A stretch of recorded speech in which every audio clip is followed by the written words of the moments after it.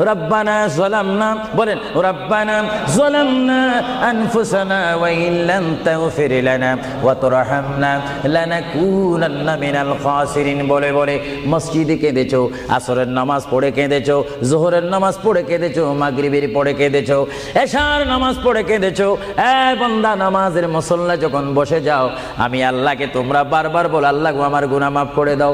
তারপরও আমি তোমাদের গুনাহ মাফ করে নিই।